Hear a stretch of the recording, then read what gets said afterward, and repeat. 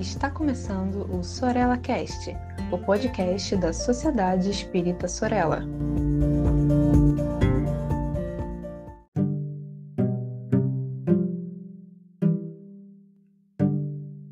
Olá, minhas amigas e meus amigos, vocês que acompanham aqui a coluna Mediunidade com Palhano e Hermínio. Eu sou o Saulo Monteiro e esse é mais um episódio em que vamos debater um pouquinho os conceitos que Hermínio Corrêa de Miranda separa nesse livro Diálogo com as Sombras, em que ele está analisando particularmente aquele serviço que nós chamamos vulgarmente de desobsessão, mas que na verdade é o diálogo, o atendimento aos espíritos sofredores, aqueles irmãos e irmãs que desencarnados permanecem aí de alguma forma vinculados, ao seu passado e eventualmente também a algumas inimizades que caracterizaram o seu convívio pessoal, principalmente o seu convívio pessoal. Mas hoje, Hermínio se dedica a conversar sobre o dialogador.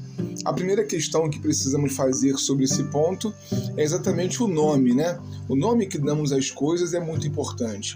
Parece que não, mas ter uma palavra exata para cada conceito, como lembra Kardec em O Livro dos Espíritos, é essencial numa filosofia.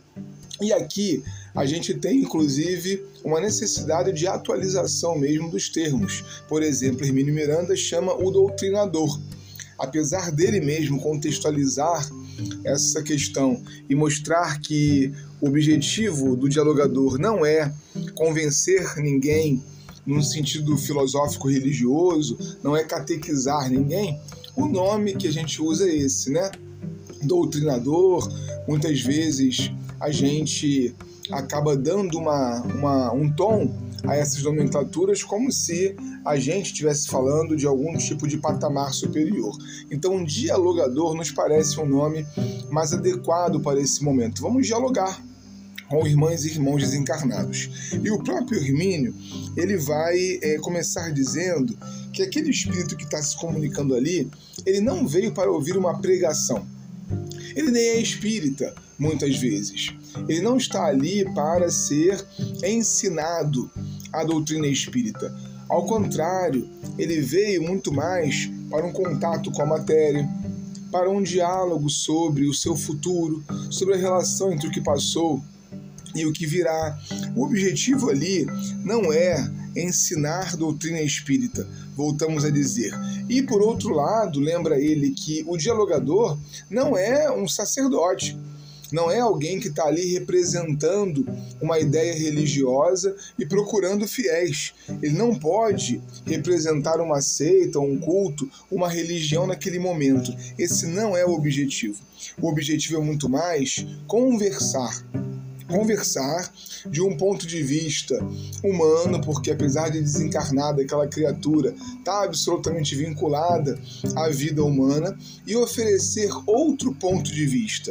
Ele destaca aqui que nós precisamos, nessa tarefa, ser muito honestos, porque os desencarnados veem aquilo que vibramos, dependendo da situação vibratória e evolutiva de cada um, eles têm condições de enxergar determinados aspectos da nossa personalidade que nós mesmos escondemos uns dos outros. Então não adianta escamotear, fingir, falar palavras rebuscadas. Ali nós somos o que somos. E ele propõe, o Hermínio Miranda, que justamente por sermos o que somos e confiantes nos espíritos que vão dirigir essa tarefa, que a gente seja exatamente da maneira como nos comportamos nas relações comuns, abrindo o coração, falando de igual para igual, sem caracterizar nenhum tipo de superioridade moral, porque afinal de contas não podemos garantir que temos, quase sempre não temos, e confiar nos trabalhos espirituais que estão sendo desenvolvidos ali, para que a gente de alguma forma contribua com o amor. Então, conversar de igual para igual, assumir sua humanidade e propor gestos que antecipem um futuro de amor nos parecem ser os caminhos para um sucesso espiritual, num trabalho espiritual. Um forte abraço e até o próximo Mediunidade com Palhano e Hermínio.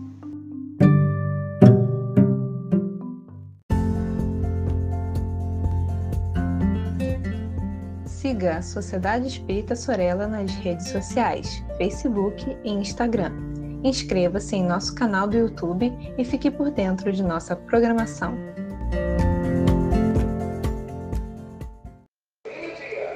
Saulo, o que tu expuseste é interessantíssimo.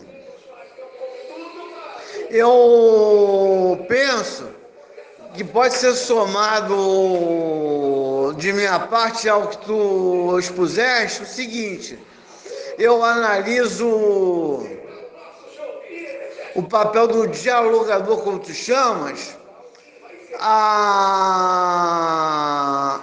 arte, né? A tarefa de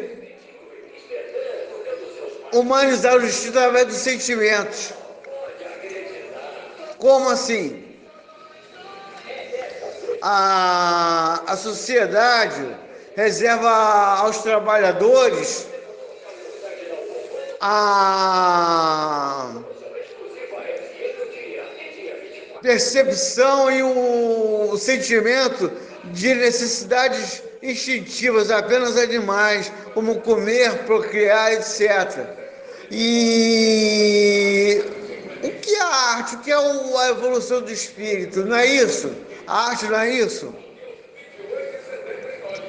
A arte não é a evolução do espírito em direção à solução mais ampla dos problemas da humanidade?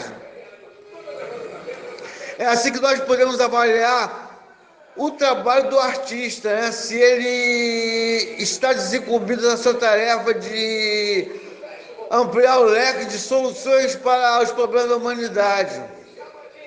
Quanto mais generoso for a proposta do artista, melhor será o trabalho dele. Enfim, não sei se é por aí o papel que tu fizeste me desobedeciou. Não sei nem pronunciar isso, caramba. É interessante tu expuseste.